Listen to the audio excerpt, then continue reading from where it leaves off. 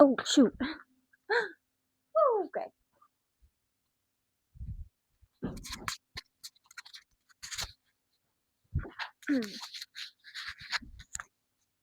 Hello.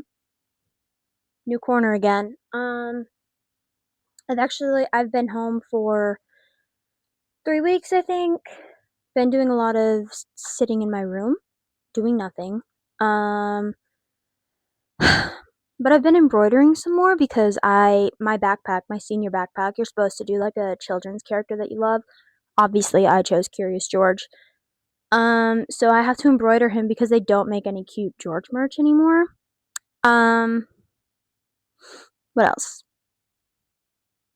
Oh, Goose, my golden doodle, is being an absolute nightmare. But I mean, what else could you expect? He's a 3-month-old golden doodle. Um, I had church this morning.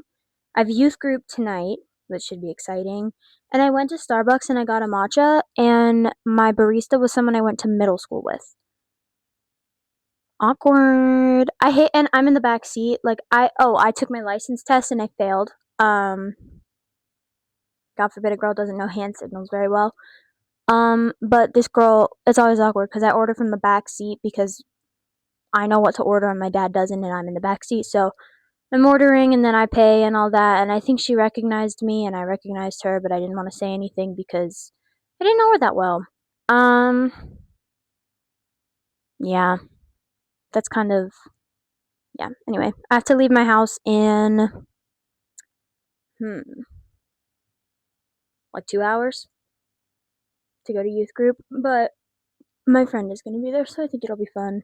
Um, yeah, I'm gonna watch this back and make sure that I'm like in frame and everything.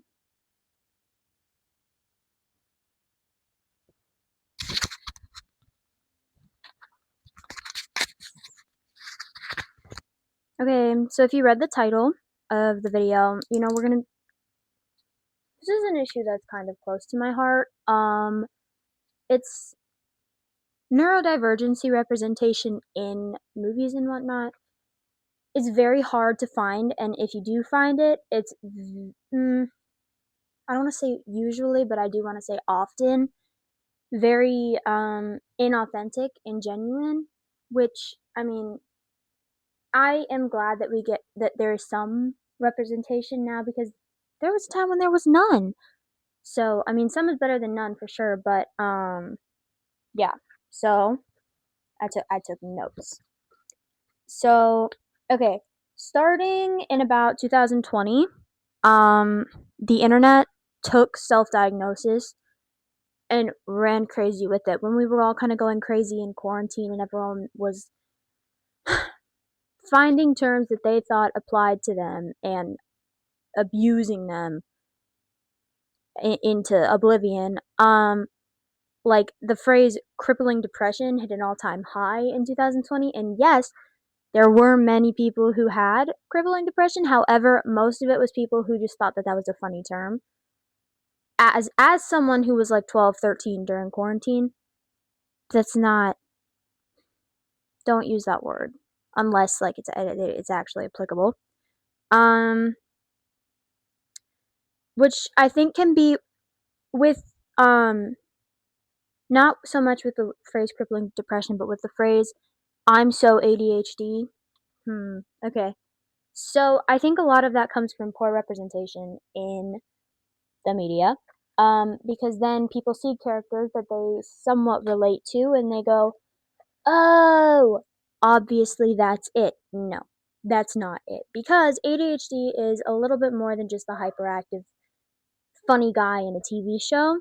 Like one of my favorite, who we'll touch on later, is Jake Peralta, who I'm not sure if it's. Let me check my notes. Unconfirmed. But he's like seen as an ADHD icon, which I'm glad that does exist for people who actually do deal with ADHD. But for people who don't and love that character so much that they start labeling themselves as such, I think that makes a very toxic environment for people who actually deal with ADHD and not the glamorous way. Um, so yeah. Um, We're gonna mostly be focusing on autism and ADHD. Um, so obviously, autism is a spectrum, right? Therefore, every form of representation that is out there represents somebody. However, if all of the autistic characters in the world follow the same blueprint and they all have the same character arc and they all have the same everything, then not everyone gets represented. So the first character that I have like listed here is the good doctor. I don't actually know his name. Um but that is obviously there are people in the world on the spectrum who fall in with the Asperger's, all of that. It's a very it's a real thing, and his character is often seen as like inadequate because he is a doctor, he's a surgeon, and I believe it's Asperger's, I don't know. Um so he is taken not really as seriously as many of his coworkers. I think because of his condition, because of all of that, I really appreciate the overstimulation and all of that that he is known for. However, um, I don't know. It's obviously something that people struggle with in real life is being treated as a child when they are a grown adult who has this condition. But it's honestly, it's not the he's not the worst representation of an autistic character, I would say. Um, his yeah, he's a very interesting guy. I haven't actually watched the show, but like obviously when that clip went viral of like I am a surgeon, I saw that and I kind of had a problem with the way that it went viral because that was a meltdown, that was an autism meltdown, and it became obviously a meme, which is oh okay. So next on the list is Sheldon Cooper. I hate Sheldon Cooper. He's my mortal enemy. Not so much the character as the writers of the show. Sheldon is infamous for his bit about the my spot on the couch chair, whatever. My parents are more into the Big Bang Theory. I've seen more young Sheldon than I have anything else. But anyway, which I mean, in all fairness, the my seat thing is a real thing. It's a real symptom. It's a real condition, not condition, a real compulsion that autistic people can have. However, it is used as a scapegoat in the show, which is something that I notice a lot with more like particularly sitcoms is that neurodivergence is used as kind of a scapegoat when they run out of bits and when they run out of funny things or they run out of plot to tell, it becomes just kind of a scapegoat like, oh, look at him, he's so funny, he won't eat off of this spoon. Oh, look at him, he's so funny, he won't sit anywhere but this spot. Which is wrong, which is very wrong in my opinion. So obviously Sheldon had an odd childhood. We all know that. He's pictured as being somewhat childish, but also always has been far too advanced. Like brain wise. Like he's way too smart for his age, but he kind of socially never progresses. So characters like this, you'll know what I'm talking about when I say sitcom adults. People who have fridge magnets that say "How you doing?" after like Joey from Friends, or people who like just sitcom adults. A lot of them took Sheldon's character and ran with it, and I guess they kind of identified with him because maybe they stuck out or something. But he's autistic. I don't think it's like ever actually like said, but I mean, look at him.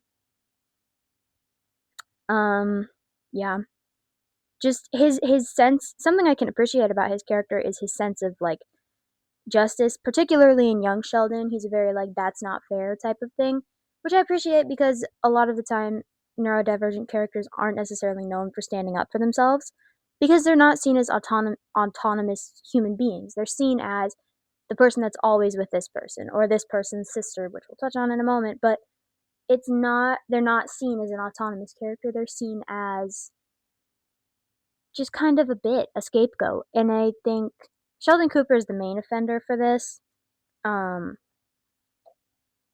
yeah, yeah. We'll be right back with back to what I was saying about the in sitcoms when they can't think of anything else to progress the plot.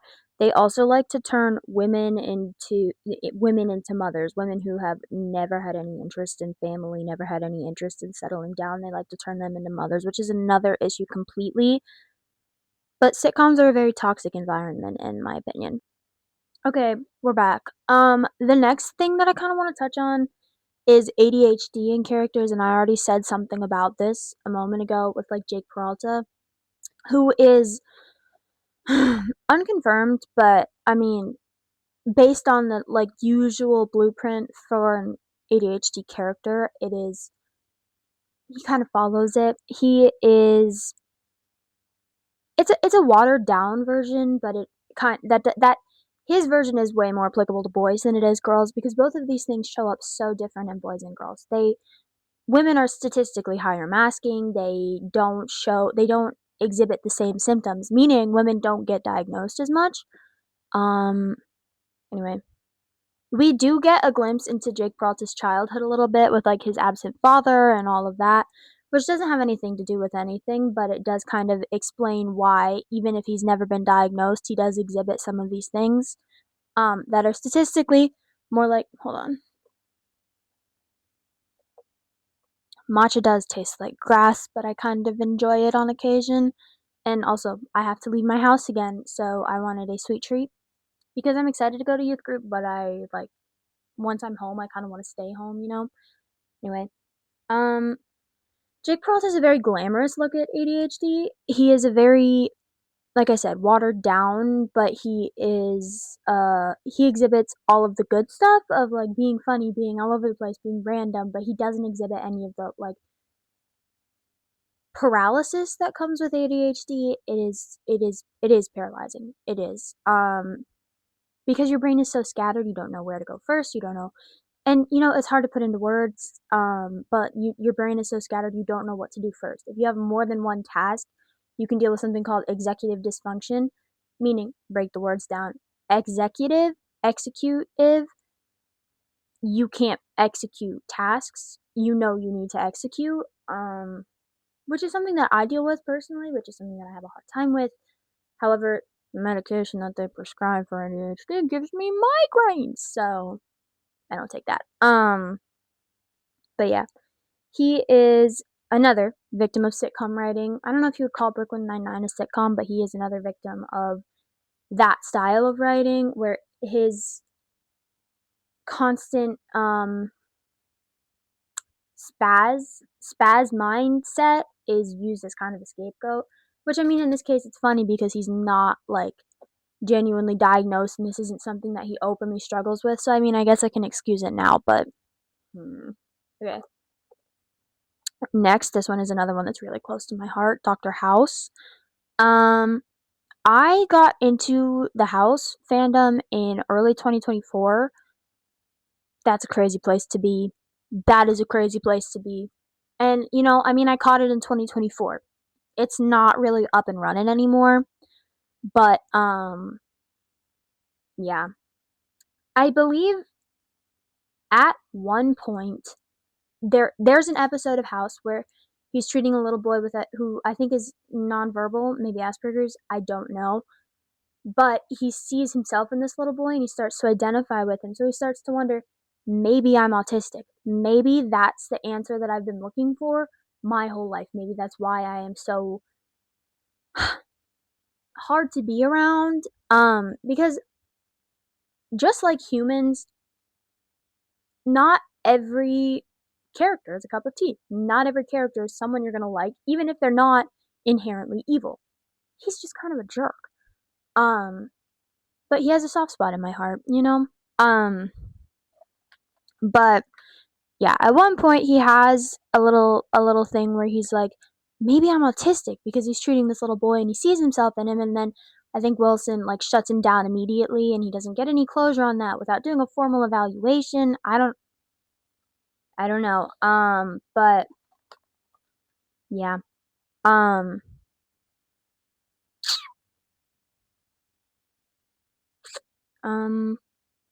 Also, I wouldn't necessarily trust the doctors in Malpractice Central.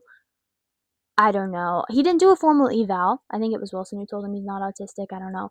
But he didn't do a formal eval. And also, I don't trust a thing those doctors say. Nothing they do there is legal. Um, anyway. House is an incredibly self-loathing man, which is another thing that particularly autistic people can suffer with because some forms of autism are like being trapped in your own body. It's like you know the things you're saying are weird and off-putting, but you can't not say them. It's very hard to describe, but knowing being confused as to why you're so off-putting, but not knowing how to stop, but also knowing why. Like being confused as to why the things you say are off putting, but not being able to not say them. Because to you, if someone said that to you, it would make sense. Because the way your brain works, you'd be like, oh, yes, they're talking about bugs crawling under their skin. That means their skin is on too tight and they're overstimulated. Some people would be like, they're on meth. That's not true. My clothes are too tight. Sorry, I have to go home and strip a few layers and jump in the pool. Um, as someone who deals with overstimulation and sensory overload a lot, I feel qualified to talk about this because it is really annoying to know that you are your own worst enemy. And but you're not. You're not your own worst enemy. You're you and you need to be you. But to know that you are the reason you're having a hard time connecting with people but not being able to stop because you know that if someone tried to connect with you the way you are connecting with them, you'd accept them with open arms because it makes sense to you, but it doesn't make sense to anyone else. Anyway, House is a self-loathing man, and he is prematurely shot down in his journey for closure. He's prematurely told, "No, this doesn't apply to you. You're just weird." I think that was premature, and also he suffers from childhood trauma, so I think that they were kind of going for like the reason that you are the way you are is because of what you went through as a kid, and not because there's a chemical imbalance or something going on in your mind. I think that is insane, and also, I mean, obviously, all of these shows came out before mental health was like on the big screen as much as it is now. Like nowadays, the whole MCU is built around mental illness. The entire thing. I saw Spider-Man yesterday morning. Beautiful movie, but it's built on grief and it's built on all of that. And the same with like Thunderbolts. It's about depression and it's about overcoming depression with the power of friendship. And I'm all for that. I think that it's great to have representation like that. Um, I forgot where I was going with that. Anyway, next character who is another ADHD icon, Percy Jackson. I was never really into Percy Jackson as a kid. I liked it, but I never got past like the third book because I just would quit reading them because I got bored. Um, but I do really appreciate about his character. The thing about so many of these characters that I've already talked about is that they are defined by their condition. They let themselves be defined by it. He is not. He is defined by who he chooses to be rather than what he was born as, which I really appreciate, which is a theme throughout the whole story, obviously, like he's a demigod, whatever. But his his ADHD is an occasional hindrance to the mission, occasionally it gets in the way, but it's not like debilitating, which I mean for some people it is debilitating, but it doesn't consume everything for most people unless they let it, which sounds stupid, which I like hate that I just said that, but unless you let it consume everything, a lot of the times it doesn't. Um, but yeah, it doesn't only show up as like, gosh, I forgot. His sarcasm, his like on brand sarcasm is often a ADHD thing. It's a very I'm being direct, but you guys think I'm being funny. I'm not joking when I'm being direct. It's like I'm not choosing to be funny. I'm choosing to try and address something to you, and you think I'm being funny about it. But it for him it shows up as a general indifference to everything rather than like a oh look a butterfly. Which oh you know that video? I'll hold on. Hold on. No games, play no games. Okay, so we're coming up on my favorites. The next two are from the same thing. It's Dr. Mel King and Becca from The Pit. How many times can I bring up The Pit in a daily conversation? That's a great question. Now, while only one of these is like actually verbally confirmed, they're both on that spectrum. It's because you're always on that dang spectrum. But anyway, Becca is certainly farther on the spectrum, but Mel is certainly somewhere on there. Anyway, in this case, Becca's search for autonomy and Mel's need for control is almost poetic. Becca comes in with a UTI, but Mel is actively facing a malpractice lawsuit. So she's stressed out, and she is Becca's sole caretaker. The parents are out of the picture, and she feels responsible for her. And there's a scene where Mel introduces her as like her sister, like this is my sister, and then she says my name is Becca, which I think is again the search for autonomy in neurodivergent characters is something that is not seen as much as you would like, or as much as I would like anyway.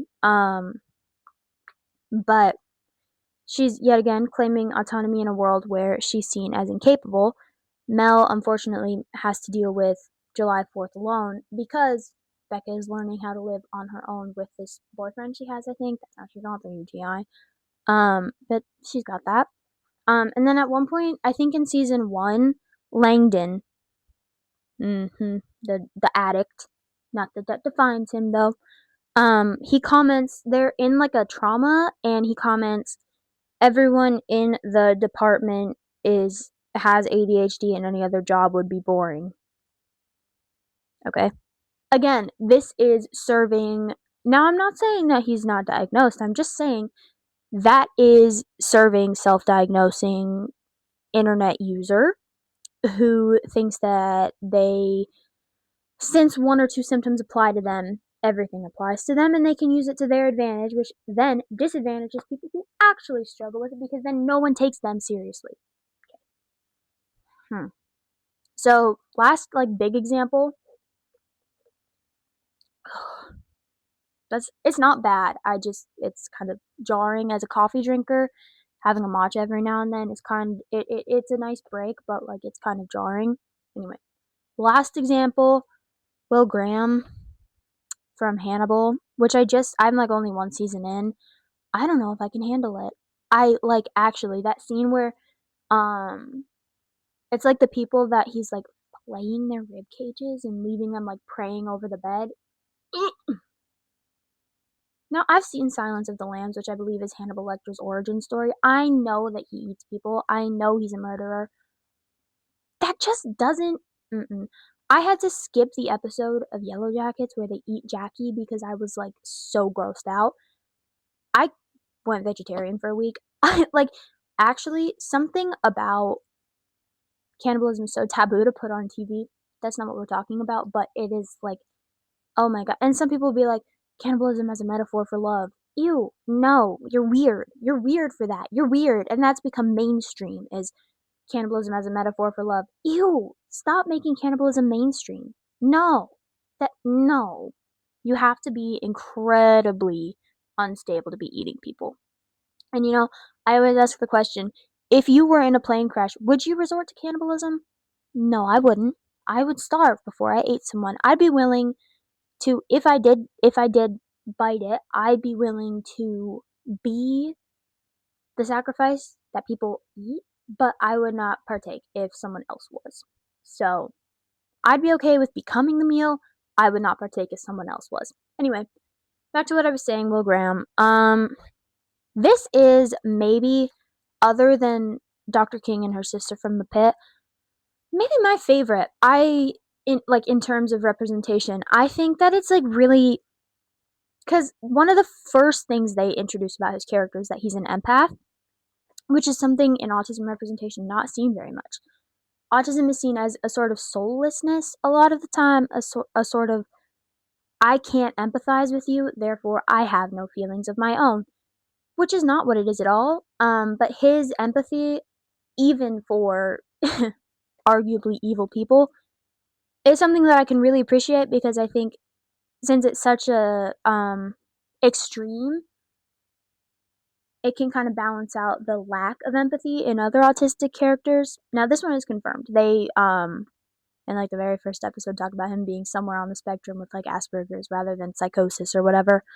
Um he's it's a sort of stereotypical kind of way it's done. Most of these stereotypes are for Asperger's, which does present about the same in most people. Um but not all autistic people have Asperger's. It's a different side of the spectrum. But it's fairly stereotypical, but it is very well done. I like the less noticeable traits. I mean, obviously there's like a literal reason for okay, specifically his aversion to pants when he sleeps. I think now obviously I know he runs hot. I know that whole plot line. I know like that night he gets up and sleeps with like the towels or whatever because he like sweat through the sheets or stuff. But I'd like to think that's something to do with sensory overload as well. As someone who physically is incapable of sleeping with pants on because I get so like ugh. Um, really appreciate that. I'm gonna pretend that that's because of the autism, not because he is losing it. Anyway, yeah. The social implications I also appreciate because again, in most Hollywood settings, autism and neurodivergency is a scapegoat. It's used and defines a character, and that's all they are, and that is not fair. I think the social implications that surround him regarding his diagnosis is really, I think it's accurate and I think it's nice. I think, as someone who goes to therapy, I think that maybe it's not ethical for him, but I think the way that he expresses these things is very accurate to real life.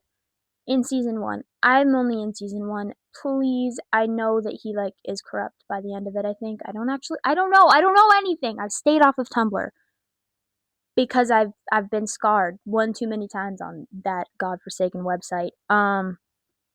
Anyway, so he's probably my favorite in terms of like modern day representation.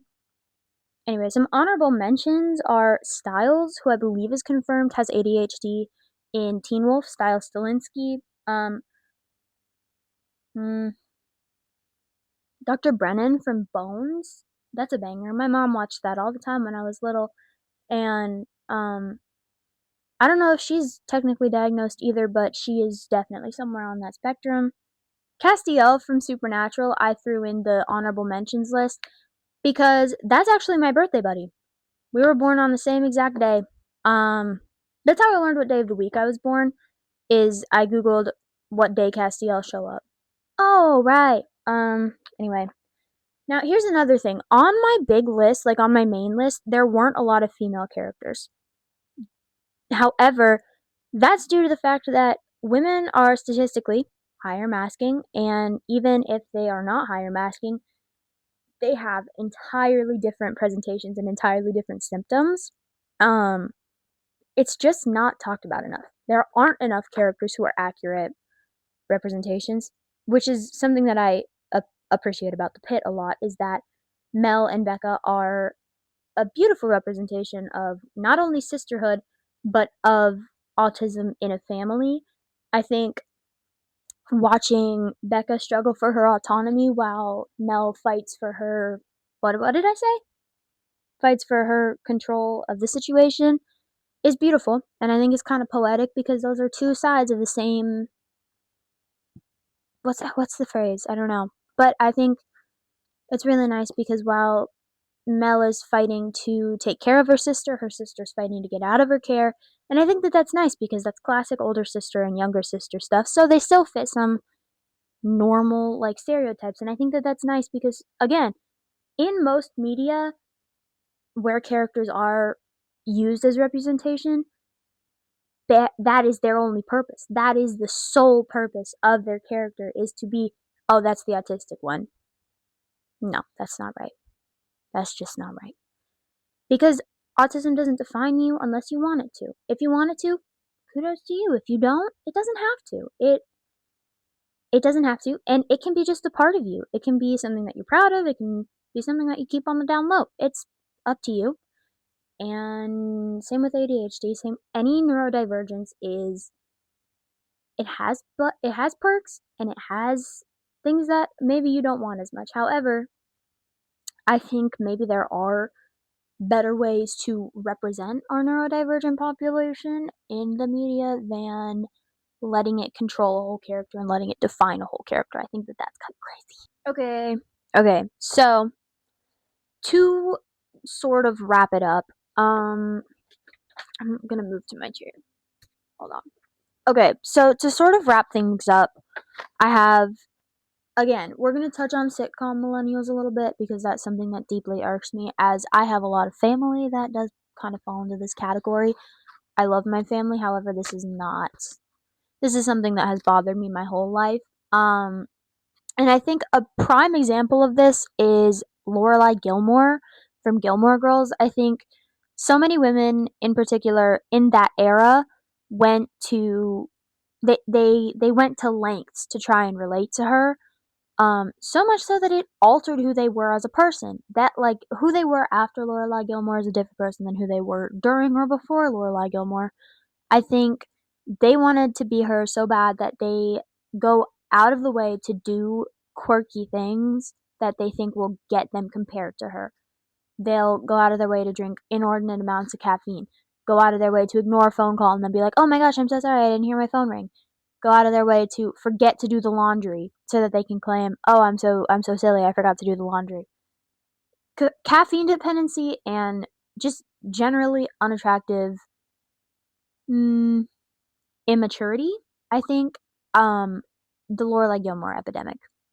It she's a likable character, she's even a lovable character. However, the social implications that her character had on the real world, have there been studies done? There should be. Like there's that study about, I might have mentioned this before, about Dana Scully, where there was like actually statistically more women went into STEM careers after Dana Scully became like mainstream because of her.